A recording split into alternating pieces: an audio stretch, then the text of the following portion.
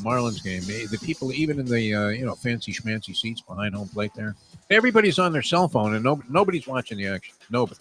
My friend George was asking if how much would they pay you? How much would they have to pay to go to the game? And I laughed. I said, Defo used to go regularly. It's a good ballpark from viewing. Experience. Yes. The problem is crossing into Dade County. I mean, as soon as you cross into Dade County, the driving tactics are they alter completely. It's like Formula One versus NASCAR from Broward to Dade. Is it bad that I feel more comfortable there? Like I was there Saturday. Yeah. Just driving like a loon. And it's accepted. I spent much time there, trust me. Like I get into Broward and I have to like control myself. And it's not like Broward's perfect. It's still South Florida, but it's no. I mean, the drivers are awful. Probably. I mean, you would hear this in every city. Oh, man, nobody drives. No. Miami's great. Miami, you can do like the stuff you would get honked. You don't know at. if the guy next to you is passed away and is at the wheel. Like literally Weekend at Bernie's. Like you pull moves anywhere, even in Broward. Like you cut someone off the middle finger, and I'm like, dude. Oh yeah. I didn't even do anything to you. But if you drive in Miami like a lunatic, no one even notices. They're like, yeah, that's normal. Very normal, yeah. I mean, the rules are suspended there of any kind of road etiquette. That's for sure. They don't honk. Tires are flying out of nowhere, even though they didn't come off any car. People are dropping stones from the bridges. The fuck? The time. Wake up with Defo, joined by Lubie. Welcome to the Defo Show.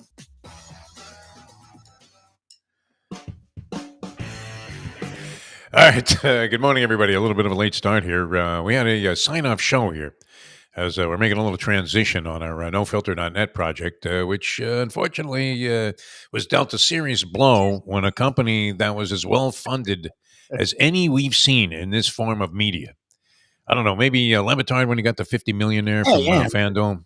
That's good funding, no? Yes. These guys had like $300 million in funding. They were getting all of their programming for free. They were distributing it all over the world, and so it seemed to have, a very, high level of quality in terms of their technology, and run by people that were reputable and had been successful in the past. They go out of business, and it turns out that this may be. That caffeine TV thing might have been more bogus than the Chinese Olympic team, who are already under suspicion that they're all on dope. That's funny. Well, I mean, when they have these 9-year-old girls that establish swimming records, they're like, and they're breaking like Katie Ledecky's left in the dust, literally. I mean, if you could be dusted in a swimming race, but left. I mean, may as well have just dove into the shallow end and. Met an unfortunate fate. But, already controversy around the Olympic Games. That's coming up. The opening ceremonies are tonight. And good morning, everybody. Good to be with you. So Lubie and I were doing this show for about a year on NoFilter.net. We were drawing what we thought were significant numbers on Caffeine TV. Caffeine TV turns out to be, I don't know. Was the whole thing a scam, Lubie? What the hell was that? I don't know. Did they just, pull a Madoff on their investors? What the fuck? So I don't know how you have fake views though. Like I don't even know how that works. Well, people do this, and odds, I guess. I've known of people that have done it, where you could pay $40 to some service, and then they'll put 10,000 views on whatever it is on YouTube that you put up there. Okay, so if you want to, hey, look at that! I got 20,000 people, and we haven't even been on for half an hour yet, right? Yeah, you're paying $80 for that. But it's easily.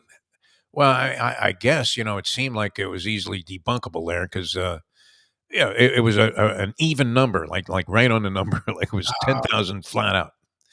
And that looked kind of, funky. But I thought we were getting, I don't know about always an accurate measurement, but, if you were taking like the law of averages, it looked like things were proceeding and everybody was happy with it. I knew other people that were involved with it that were doing real well, and in even different areas, putting on live sporting events. And then, like the thing not only disappeared, but disappeared from the internet entirely. That's what's weird to me. It's look, things shut down. There's no record of these guys. They usually hang on as a site. Like I had my own site that if you look it up, you can't access it now because I stopped doing stuff with it. But this is a big ass company. Like you wouldn't just keep it up. Like it's not that expensive to just keep it up. Like it's weird that they just let it go away. Like it's impossible, right? I mean, look, you find stuff on the internet that somebody posted 25 years ago, or whenever it came around. When was Al Gore president? or running for president. Never was president. The Yeah, early yeah. 20s. The early Well, 2000s. he should have the been, early right? He 2000s. won a popular vote there. And Yes, the early 2000s. He was the do you president. think it's time they looked at the Electoral College? Oh, well, we all. And by the way, this J.D. Vance, thank you very much for being a part of the Trump ticket. Oh, he's fun. Yeah, This this guy's guy's been fun. great. I love this thing. You If you don't shouldn't have the kids, same privilege vote. as people with children, though, Lubie. I by love the way. this thing. If you don't have kids, you shouldn't. I don't even like. They're going to places that even in the 1400s, Yeah. like they're just going to weird places that don't make any sense. Like, what is this? One person was like, "Well, if you don't have kids, you shouldn't be able to run for office because you can't manage a home." I'm like, first of all, half of you dudes have never seen your kids, so like, Yeah. like so you can't say you're running a home. Second, what is it? It's just they're going these weird. I don't care what you believe. That seems like an odd area, to enter into early in your campaign program. Just start talking like a complete and utter lunatic. I don't get it. Like, My God, what the There fuck you are go. these guys thinking? And that's appealing to people, believe it or not. So a very strange brew, my friend. We'll see what happens with that, but looks like it became a much more interesting ball game, didn't it?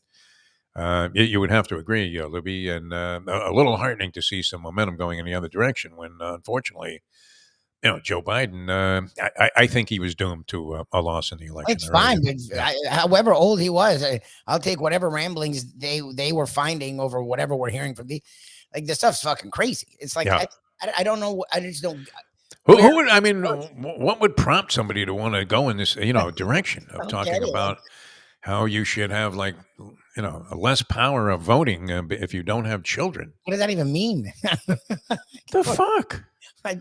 I'm so good. I thought we had too many people on the planet. I thought they were trying to curb population in different ways, hopefully legal, legitimate ways. They can't find ways. I mean, you know what I love when the Fox News people have these guys on making these statements, and they should all be just their jaws should drop to the ground and going, what the fuck are you talking about? But they have to go along with, oh yeah, that's a great idea. You're like, well, you got to be kidding me, man. Let me explain it away. What he really meant was, no, I understand English. Like I know what he meant. You? Yeah, when you hear ridiculous statements by people, we talk about it all the time at these press conferences after sporting events. They pale in comparison to what's going on the political scene. That's for sure. All right, so the Olympics, the opening ceremonies are tonight. I mentioned this earlier on our final No Filter show there, which I will be coming back with something there and another experiment, and we'll see how it goes in a couple of weeks. So very heavily gambling oriented because that's the direction of all media today. Is and we've mentioned it many, many times. I mean. I see this young lady every day on TV now because I always turn on FanDuel TV, which was formerly TVG, see what's going on in horse racing. And they've gone heavily into sports handicapping now with people that formerly were horse race handicappers. Although they've infused some new people in there, and it's all in the young babe category where you're asking yourself, I mean, this is not the Norman Rockwell portrait of a degenerate gambler, is it? I mean, look, Some young hot babe with enhanced lips and buttocks, and in extremely revealing outfits. Look, we're not trying to be JD Vance or the guy that was. No, I mean that's fine if they. I mean they speak very well of it. Books, this is literal. If anyone's done their research, I've never seen anybody like that. Yeah, the track, your whole life. Like the only time you see a great looking one, the only time is when she's like, "All right, babe, I'm gonna go shopping," and I'm not being sexist. We've seen this with our eyes. Like, takes the old man's, with the pork pie hats, Black American Express, and goes to the shops at the Bellagio to get some Judith Lieber. Accompaniments for her outfits. Unbelievable. I've never seen a hot chick. Hey, come here. You're just hoping. I mean, in the past, when you used to go into these betting parlors and racetracks, you're just hoping the place doesn't smell like urine. That's and that the guy next to you isn't, the cause of it. But you don't see these kind of babes, but all over the place. I mean, just handicapping their brains out. And Megan Payton is a young lady that's doing this on FanDuel TV, and she's the daughter of Sean Payton. I guess she's been around the media for a while. And it's just weird to see somebody all of a sudden, I mean, and a very attractive young lady, and speaks very well, has kind of a hoarse voice. So it sounds like she's been screaming at a screen somewhere. It gives her a little bit of credibility, street cred as a degenerate gambler, possibly. And Lubie, I'm telling you, they're giving you 4 component parlays involving the number of strikeouts by Chris Sale, whether Aaron Judge will have an over/under of a base and a half total in the game offensively. And you're thinking, yeah, they're going to walk the guy fucking 6 times. Of course he's going to have more than that. And then, of course, he goes 0 for 4 and or leaves the game in the 7th inning with a cramp, and you don't ever get that chance to get that second base. But yeah, I mean, it's interesting how the direction that this whole thing has gone. So why not put a couple of old geezers in there and see if we can't shake them up? So that's the direction we're going to be going in with that in a couple of weeks. All right, will you be absorbing and observing any of the Olympic opening ceremonies? Is there some kind of compelling, subliminal, subconscious desire to watch this shit that will have you turning it on later on tonight? No, never. My mom's always watched. My mom will record it and like watch it in its entirety when things calm down. Whatever. Yeah. I've never cared about the never. I know they do some cool things, and that's amazing. I've never, ever cared about the opening ceremony. Ali lighting a torch, I guess, stands out to me. That was a good one. Other than that, what? I mean, it's kind of like when you first walk into the Magic Kingdom the first time, and you're thinking, what is the big deal about this? This sucks. It's a small world after all. I guess, there's something to the whole idea of the pageantry of the thing, but we all know that almost none of it is on the level. So why don't they, do some commentary on that instead of remarking about how wonderful it is that all of these nations have gotten together in peace, in the spirit of amateur athleticism, no longer, but in the spirit of sport. And they're going to have this very friendly and healthy competition. And meanwhile, here's a Chinese team. They look like they just stepped out of the offices of Vince McMahon. I do love that they're already facing stuff before the opening ceremony. I've mentioned this many times, and I always have to look it up now because, it was from 1960. But my favorite all-time Olympic athlete was she was actually born in the Ukraine, but it was part of the Soviet Union at the time, and so she competed as a Russian athlete. I don't know how to describe this woman. Tamara Press was the woman's name. She was a shot putter and a discus thrower. She literally, had a ZZ Top beard back in 1960, and was when you are, I know, a coach where we've talked about this, where you have a strategy that's so lame, like the 4 corners, that they have to institute a rule against it. They actually had to institute, in this woman's case, that she had a sister, Arena Press, who was a hurdler, which is in stark contrast to the, absolutely outrageous Bruno Sammartino type of build that this woman had. But they had to institute gender testing at that time, Lubie, because nobody could figure out what the fuck this was. Obviously fueled largely by the kind of anabolic steroids that even Mark McGuire would shy away from. So Tamara Press, she later became a track coach in the Soviet Union. But we'll see. What's on the level? That's the question of the day when it comes to all of these Olympic events. And, Lubie will be zeroed in on the basketball, naturally. I don't know about the women's basketball. Women's soccer, they played the mighty Zambians yesterday and won 3-0. The men's team already a disgrace, having lost to France 3-0. And Lubie was saying that there's no shame in that, losing to France, that they're, and we've seen them far more prominent in international events. But you were saying that was like a scrub team that they sent out there. I don't know, it's a scrum team. I mean, look, it's just Sarni was texting me all the stuff about age limits and shit. So I guess like a lot of the guys who would want to play are too old to play. Like, I guess you need to be sort of in your 20s, your mid to late 20s. And they try to keep it like that, maybe more. I don't know why they do that. I don't know what that means, because the young guys on these teams are better than our young guys too. So it's not like our young guy, the camps we have of the kids growing up in America are better than, like, these kids play international professional at 14. Yeah. Americans aren't doing, we're in fucking high school. So yeah, I don't know what that rule does, but I know that you're not seeing, you don't see normally the big names in the Olympics. It's just not It doesn't carry the same weight. You do in some sports, and I don't know, how seriously do you think that these guys take the whole idea of winning the Olympic gold medal?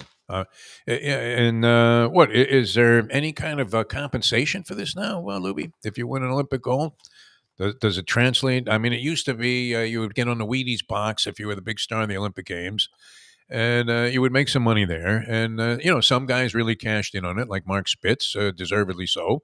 Guy was a brilliant Olympic competitor, and we all saw what happened with Bruce Jenner before he became Caitlyn Jenner. But I mean, extremely popular as a spokesman, and I would imagine an inspirational speaker. I mean, this guy was making money all over the place. Eventually, who would have figured that he would surface as part of the cast of the Kardashians, and then B turn out to be a woman? Nobody could have. Imagine if you had made that bet right there after he had rounded the track in the 1,500 meters and clinched the decathlon gold medal that year. If you would immediately run to your bookie and said, "I want to bet 40 years from now, Bruce is a woman." No, good. Could have got a bigger price on that than the money line on South Sudan. Which was it ever established? Did anybody ever find any action on the money line in that game, Lubie? Or you were saying earlier in a brilliant analysis of degenerate gambling protocol that there probably was nobody taking action on the money line. No, that was Ken, and he's standing by, so he can talk. He just good. Okay, yeah, he can explain this to us. I brought it up to him. He made a face because I always do that with him. I'm like, they're favored by 14. So what would be the line on the underdog? Because that's where you get good numbers. Sure. Good at that, picking upsets like that and they're logical. It's not where you parlay 6 games hoping $5 can make you 50,000. Like, they're logical upsets that Ken looks at like, that's weird. That team's the underdog by 15 and they're playing better football than the other team. Let's go a little money line and make some money.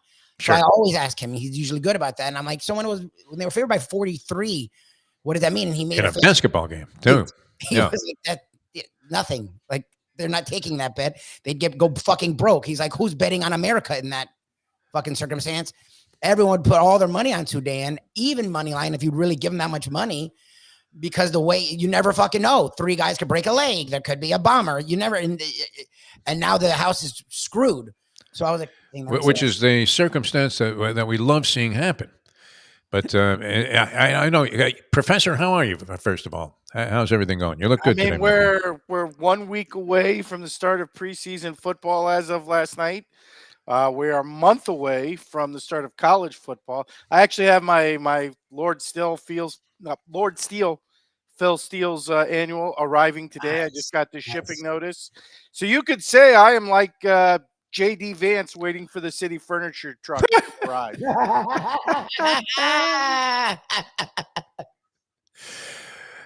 Now, the Olympics offer all kinds of, wild wagering. Right from that, right? No, one of the national candidates is fucked the couch, and you just shifted right away. Yeah. Just went right out of that lane like Jeff Gordon making the pass at Daytona on turn 4. It's so absurd that I don't even know. That you're left speechless like the Fox people were when I don't know. He was talking about how guys like Lubie. Thing I've ever seen in my life. Isn't it amazing? About that. They're already talking about getting rid of this guy, and they should. It's obviously totally false. It was an internet rumor that went out of control. But the guy looks so much like a human being that would pump a couch that millions of Americans instantly believed that he is sexually attracted to furniture. That's really in and of itself says something to me. Yeah, no, it's a great concept when you think about it. People would buy into this. They're like, yeah, that looks like a guy. I pulled a Hank Goldberg, a late Hank Goldberg, and just blanked on the thing as you actually delivered one of the brilliant lines in the history of the show. I was thinking more about his childless thing and the whole business with the cat ladies, and then I forgot about the fact that he was like fucking a rubber glove in the middle of 2 couches. He was not all over social media. I've never done that. I don't know about you, Libby. Brilliantly noted on Twitter on Billy Corbin's timeline. JD, he's hot like an oven. He needs some gloving. And when he's got that feeling, he needs sectional healing. This guy, You couldn't be any more of a freaking lunatic than this guy has appeared to be so far. And I don't even know if were they unaware that this was going to happen here. I mean, I know. Yes, I think they were unaware that instantly the number one rumor was going to be that he likes to have sex with couches. I don't think they saw that one coming. That one would have been difficult to forecast. Yeah. It can't get any crazier. It really can't. Will you be wagering on any Olympic events, Professor, just Probably to make them not. interesting? I No? mean, I think, look, the lines are going to be nuts. The odds are going to be insanely bad on the people you actually know. So very unlikely. And then look, like again, Lubie was just talking about it. You and Lubie just talking about it. You might get the random upset. I mean, look, Jason Tatum on the team that says terrible things about Team USA basketball. Lost to Nigeria in the run up to the last Olympics. Should have lost to South Sudan. So, like, anything's possible with the presence of Jason Tatum. He dragged Team USA down that low. So, you'd have to be a fool to want to get involved in this kind of thing. Yeah. And, you just don't know what's on the level. And look, it is. Yeah. Honestly, as much fun as we've had over the years, which is stupider? Betting on preseason football or betting on, the rhythmic gymnastics with the ribbons? I feel like I know a little bit more about the D2 quarterback who's playing third team for the Bears next Thursday than I do about whoever the world's greatest ribbon twirler is. And of course, that's subject to judgment. So, that makes it particularly treacherous. Even factored out, I don't even know what they're looking for in the ribbon. Yeah, who knows? Really. I mean, if the hula hoop drops around your ankles, is that it? Right? You're out? Are you doing tricks with the hula hoop? Is there a difficulty factor on the? There was something sadistically wrong with even presenting this as not just an Olympic event, but having anybody get involved in it. Period. Rhythmic gymnastics, synchronized swimming. You could almost see. A little bit of it, but really, you can. It's funny because you were. There were shows that involved synchronized swimming that were very popular. Yeah, it's funny. You were mentioning, back in the day when it was like the East Germans and the Russians. Yeah, I was talking about with Lubie last night. Wasn't the Olympics a little bit more fun when we had a villain, particularly the swimming, right? Because now it's all U.S. or Australia, and you can't really hate Australia. I mean, no, they're incredibly attractive, fun people. The women, they don't look like professional bodybuilders like the East German women's swimming team used to. We had better villains. Now, when the Cuban boxer who was, would come into the ring with a cigar, was 42 years old with, a 214-1 record. That was fun to root against. And now you're fighting against some country that only realized boxing was a sport like 6 months ago. Yeah. That's not fun. I miss the old, when people took there was something to it. Sure. Right. It was the Cold War, and it was always the U.S. and you know what I never figured out? U.S. and Russia, and then other countries would factor in there. But how come is it still decided the overall champion by gold medal accumulation? Because wouldn't it make more sense to have like a 5-3-1 point system and have some value attached to running second and third? Is overall champion even actually a thing? I think so. Yeah. Isn't it based on gold medals? If you're an over, I know they do the medal count. Yeah. But is overall do you get an extra trophy for that? I don't think. Who won the Olympics? You would say, all right, but it was always. It's been based on gold medals for some reason, and not the overall, and not with no consideration given for some team that had I guess 82 silvers. Honestly, who the hell cares who comes in third? I get. I do. There's show money involved. If you train your whole life in the 200-meter butterfly, it's a big deal to get a bronze medal. But let's be honest, 30 seconds after it's over, nobody's going to care. Nobody outside of your family will ever remember. I could be sitting on an airplane next to the person who got the bronze in the equestrian events. Yeah. And I'll be like, nope, no clue who you are. They could be wearing it, and if they didn't play your anthem on the medal stand, nobody gives a damn. Never once.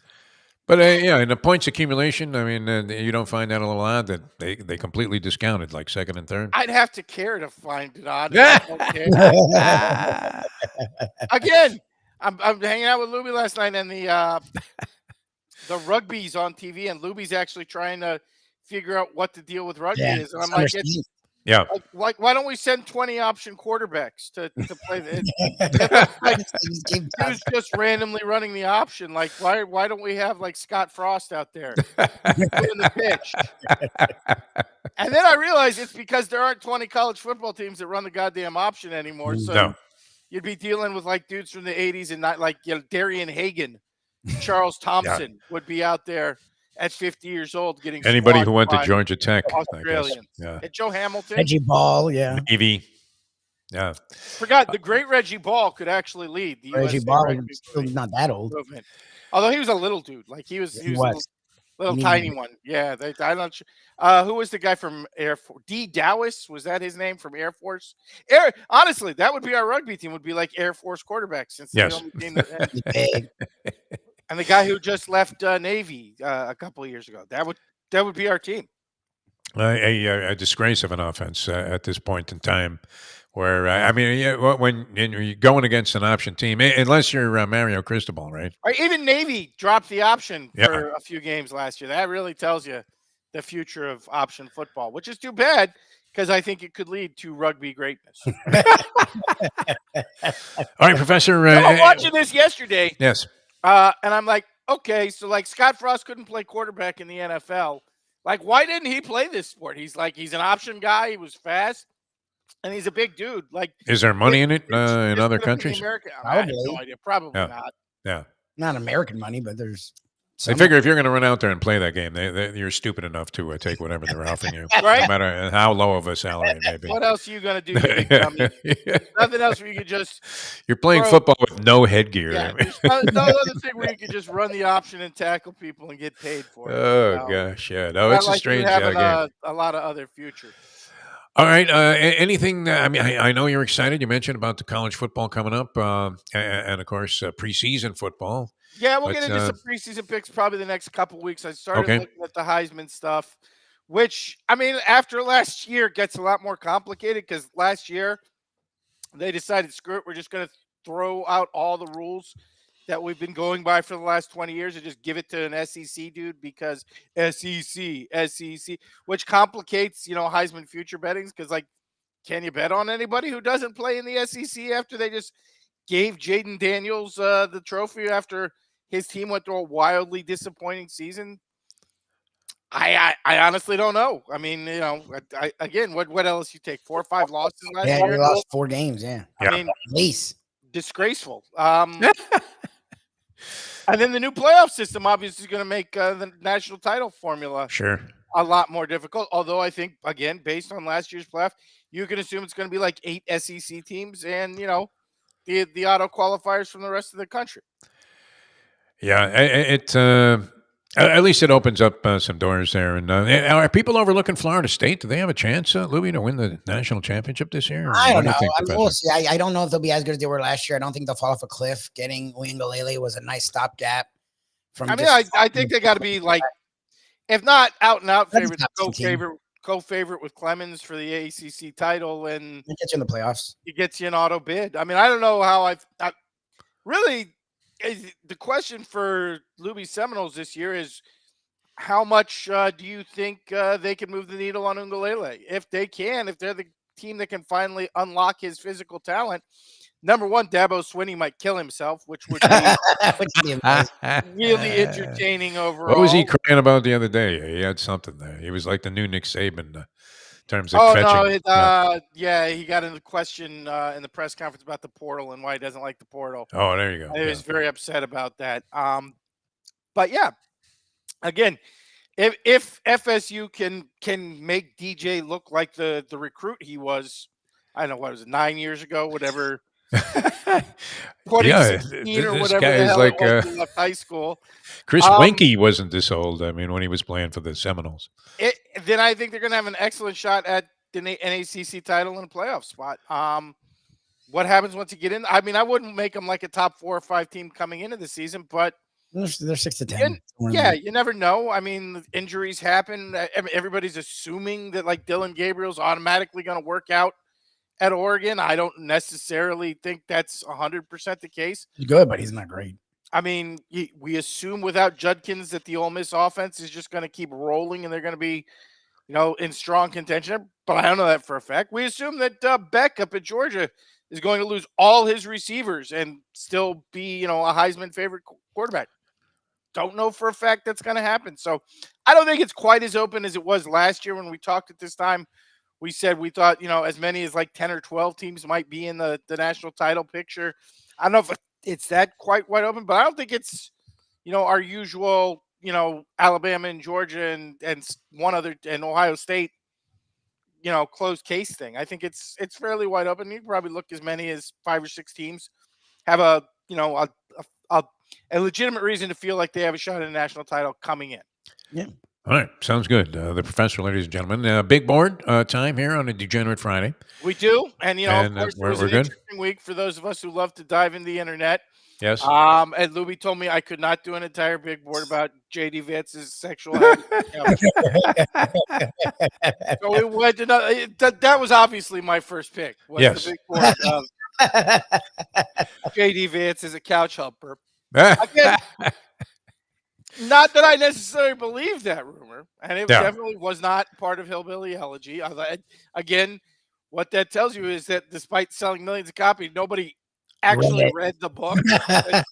No, there's not a chapter about how he likes to hump couches in that book. But the fact that people were made to believe it. Yeah. Really in and of itself says something. But we went into an entirely different direction. Not sponsored, brought about by honestly some local interest here. So we're going with the biggest, the big board of the dumbest sports promotions of 2024. And I'm telling you right up front, we'll get to it in a minute here. But there's one of these that was just like in the last 10 days that was so phenomenally stupid, even I'm slightly offended by it. All right. So, thanks a lot. Trigger warning up front for our more sensitive viewers. There's one of these that you're going to be like, nah, that can't be real. It is 100% real. But let's jump in here with number 5 of the dumbest sports promotions of the year. And that is Boban shaves points so that Clippers fans can get free chicken. For those of you who aren't aware of this, the LA Clippers and Chick-fil-A run a promotion that if the crowd can get so loud that it costs a player an opposing player to miss 2 free throws, everybody in the arena gets free chicken sandwiches. In a game where the Clippers were up like 20 in the fourth quarter, Boban missed the first free throw and then came back and intentionally missed the second free throw just so fans, and it was hugely celebrated. The crowd went nuts. Boban gave pounds as he was walking out of the. He was happy about it. Okay, dude, you shaved points. Like if you intentionally missed a free throw, like it's I criminal. know that even gambling wise, that game was pretty much over. But technically, it was not over. In fact, there were like 4 minutes left in the game. Anything can happen. You just committed a criminal offense to give these people their free Chick-fil-A.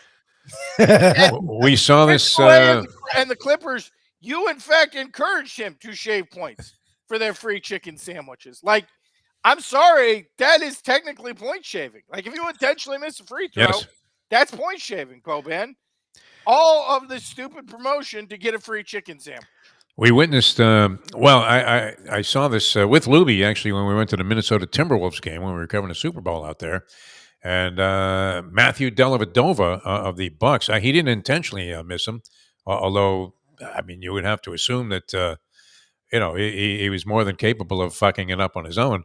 But when he missed the 2 free throws, they all won like an ice cream cone. Yes. From some local ice cream parlor, which was open even though it was minus 50 degrees wind chill outside. So it was unlikely any of the people in the crowd were going to go and redeem this thing. But, people would go out of the way and do anything for free. Also. If you didn't miss him on purpose, that's one thing. Boban... He missed secret to the fact that he missed the second. He didn't miss the first one on purpose, but he missed the second one on purpose and made no secret about the fact that he missed it on purpose. Like, how is this not a whole scam? Like, John Hot Rod Williams shaved a couple of points at Tulane and was blackballed from the NBA for 5 years. Where's the special investigation? The Porter brother didn't even intentionally miss free throws. He just sat out a game, and he's suspended for life. They're trying to put him in prison.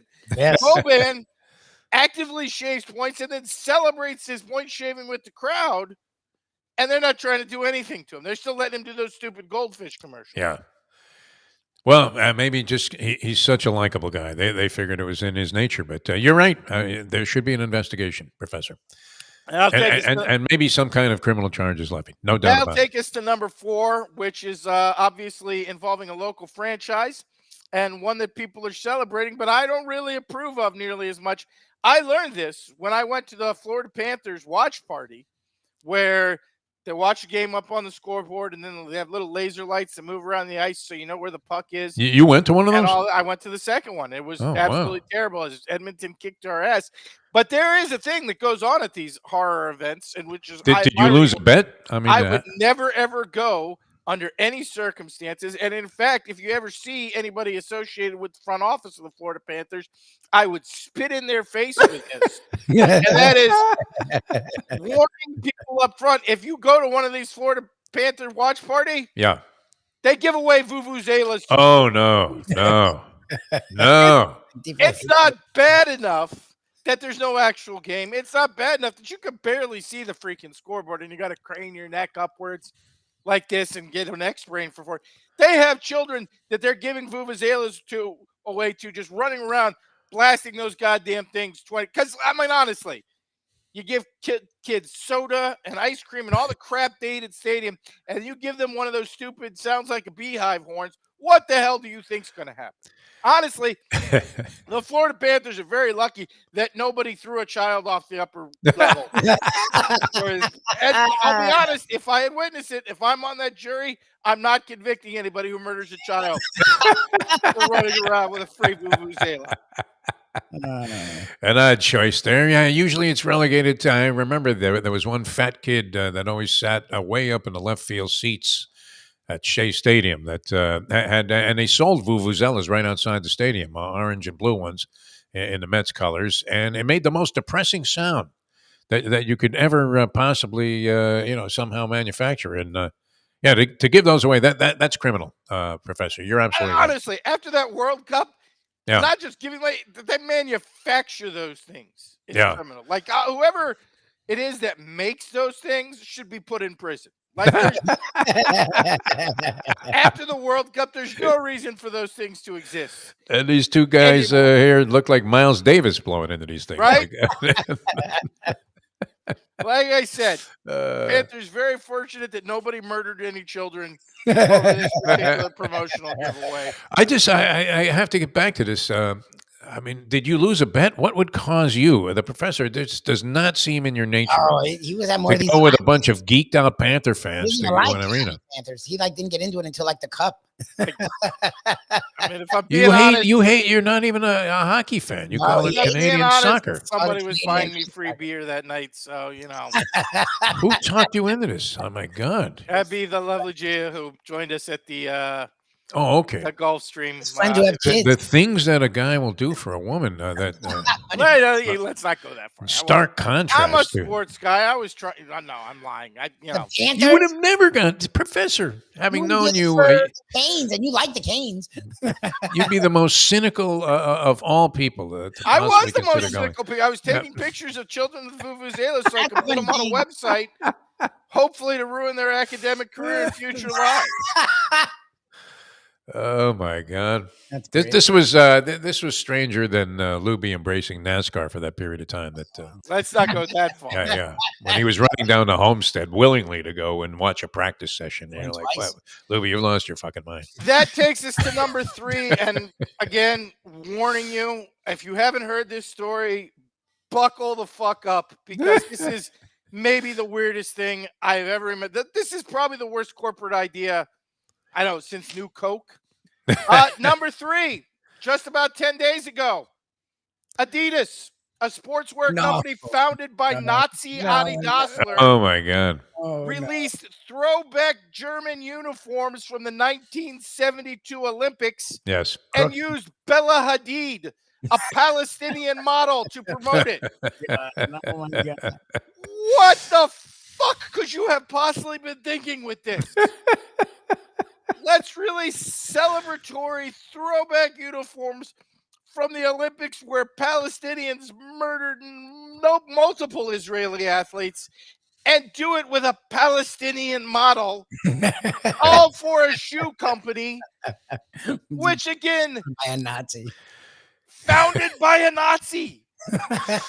Like, I know Jewish people have been very forgiving to German companies over the years. I know that Mercedes made tanks for the Nazis, and you still see Jewish people the world over driving. I know that you see old Jewish people walking along the beach wearing Adidas sweatsuits. Yeah. 100%. But what the fuck? They're just putting it right in your face. Like, what's next, Adidas? Celebratory SS uniforms for the World Cup? Oh, no. Like, what the fuck could you possibly be thinking with this? Oh my God. And it's not like anything's going on in the world right now. Exactly.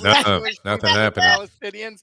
Let's break out the Palestinian model to wear the 1972 throwback uniforms for the Olympics where, they murdered all the Jewish athletes. It comes, I believe, the sneaker purchases come with a signed copy of Mein Kampf. You know what I really want to know is whoever came up with this idea, was this the same guy who directed the commercial where Jordan wore the Hitler mustache on the plane? Like, I wonder if this is from the same marketing team. Like, again, at some point, don't you have to be like, oh, we were founded by a Nazi, we can't do this? Yeah. Like, there's got to be some pushback at some point, doesn't there, Adidas? I mean, you would think. Kanye Have you no shame? Yeah, he's fired Kanye a year ago over this crap. Yeah. And now you come back and go right back to it, and with almost as painful a moment. Unbelievable. I want to go into the Adidas corporate offices and be like, okay, so were you just guys, in the middle of Nazi month? What were you possibly thinking with this? Like, nobody at the Adidas offices was like, no, stop, we can't do this. You probably would have had to work your way by the Hitler Youth that were lined up at the desk. Right? Professor, that's a beauty. Yeah, I mean, it's amazing. All right, that's number 3. You know what? That's going to be hard to top, Professor. With these last 2 entries. In terms of sheer stupidity, I have to admit it's that's a good one, right? Yeah, beauty.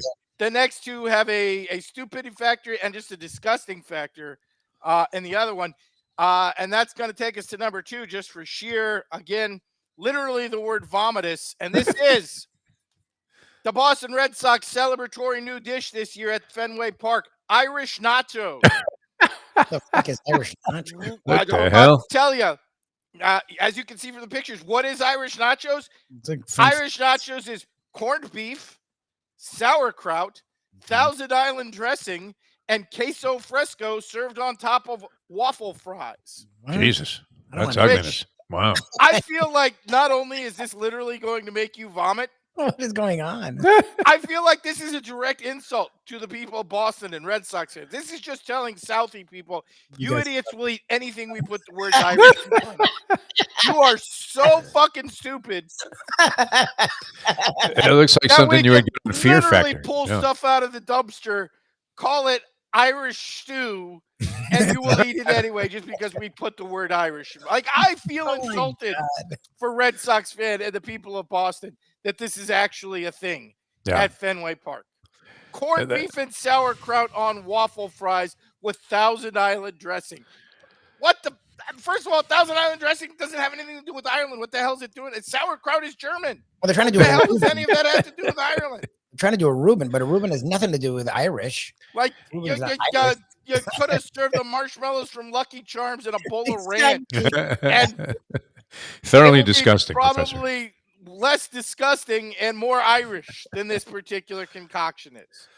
Repulsive, yes. And waffle fries, I think, are Belgian in order. I mean, that the only thing Irish on this thing is corned beef. That's But Fenway Park was like, yep, let's do this. And again, got people at Aramark who are Fenway Park's concession provider there. I feel like they're just openly insulting Irish people. They're like, you guys, Well, and even in your most stoned out 3 a.m. trip to the refrigerator, where you don't have much in there, so you're throwing Parmesan cheese on pickles and throwing it in the microwave. You wouldn't come up with something as disgusting. Again, as this. I feel like this is like the first step in a series of like, how far can we insult and say, like, is next year there's going to be a hot dog and they're just going to call it Matt Damon schlong and see if people will eat it. And after that year, Marky Mark's urine special beer. Like, you Irish Southie morons will eat anything that you think is a tribute to your heritage. You know, 4 years from now, it's going to be like, I don't know, tacos, and be like, Ben Affleck's Irish tacos. Honestly. Yeah. If ever they give you the key to the city of Boston, I would suggest that the people change their locks. Hey, that's Irish Nachos, Fenway Park. I am sympathizing with the Irish people of Boston. Like, I feel like this dish is offensive to you. Yes, no, it's an insult, honestly. No doubt. Yeah. And if I'm insulted for the Irish people of Boston, imagine how they should feel about it. Yeah, for sure. Holy Larry Bird. Yeah, unbelievable. All right, that's number 2. That takes us to number 1, which again has a local flair. It really was the thing that inspired this whole list. I got this promotion actually in my email like a month ago, and it is wrapping up now. And that is number 1. The whole month of July, bring your kids to a Marlins game, get a free Burger King crown. Wow. Can you imagine spending money on Marlins tickets to get a fucking crown that Burger King is giving away at restaurants for the last 30 years? And number 2, what are you doing to your children? Are you really going to send your children to school in a fucking free Burger King crown that they got at a Marlins game? Why don't you just tattoo loser across their forehead? What's wrong with this kid? You're better off sending your kid to school in sneakers you bought at Winn-Dixie.